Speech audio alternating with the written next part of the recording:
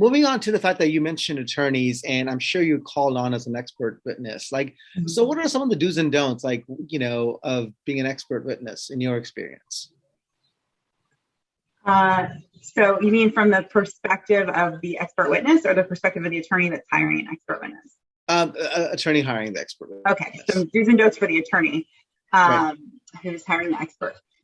So do ask for the experts and have a conversation about rates. I think that most of us who have experience testifying, certainly from the accounting side, we have formal engagement letters and more familiar with, we have rate sheets and we have policies in place about how we're going to bill that are set forth in our engagement letter. But I do know that sometimes attorneys hire other kinds of experts that may have less experience actually giving expert witness testimony. And sometimes those experts really don't know what to expect, and they may not have an engagement agreement or liability insurance or, things like that. So I think it's important to get clear with the expert, whether they have an engagement agreement or not, what the scope of the engagement is. It's important to be clear who the engaging party is. So we typically structure our engagements, unless it's already in litigation and we're being named as an expert witness right away, we usually structure them as expert consulting engagements. And that gives the client team a little more control over whether our work becomes discoverable. Right. They can choose not to designate us as an expert. And then if we are, engaged by the law firm and we're communicating with the law firm, then our communications aren't automatically discoverable and can be protected by privilege. And so I think to circle back on your actual question, it's consider engaging the expert on behalf of your client instead of having your client engage them directly. I would say also maybe get clear up front about the frequency of billing. So our firm, because our matters move slowly, we typically bill quarterly. And most of the time clients like that a lot until if they're trying to, settle something and they need to know what our total fees are, they want those invoices right away. And so it's good to have a conversation to be on the same page if it's not clear from the engagement letter.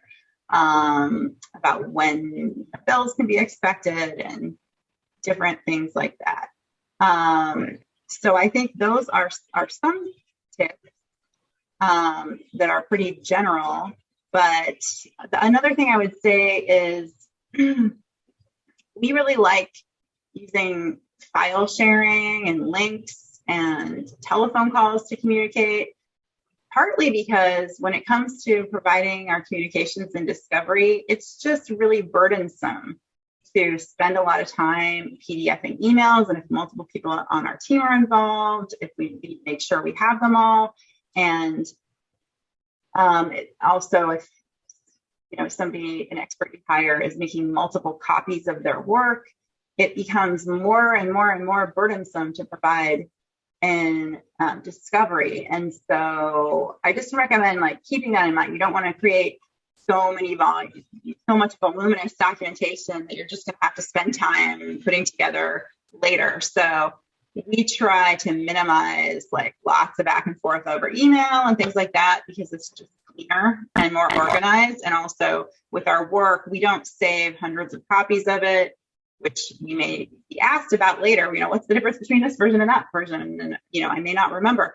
And I don't really want to, why go down that road. So I try to work in one file, and as my work evolves, I save over the prior work. And that way my work is what it is as of a certain date, and then it just becomes less burdensome during discovery. But the only reason why I've learned to do that is because I've been through so many different lawsuits and had to do discovery so many times. And so I think somebody who's new, if you hire a new expert, they are oblivious to those concerns probably.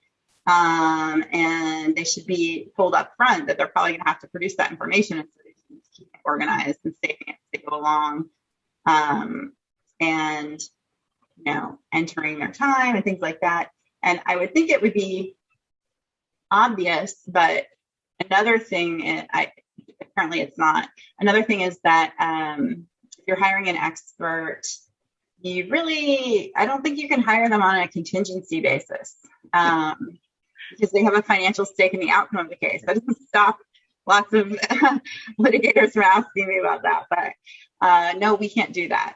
So, it compromises our credibility. I think that our testimony could be thrown out if that were the case. So, and then the other main thing that would be like a tip about working with experts is, I think I mentioned this earlier, but you can't assume that they're not working on anything else but your matter. And the more lead time you can give them with respect to scheduling and work product. I mean, for most of our reports and things that analysis that our firm produces, it usually takes at least 6 weeks to do that. And so I think sometimes attorneys don't know how much work is involved. And they're like, can you give me that spreadsheet tomorrow? And they just have no idea, what is entailed in doing that analysis. So I think there just needs to be an awareness and a conversation about how much time things will take. And I just think a team needs to do their best to be reasonable about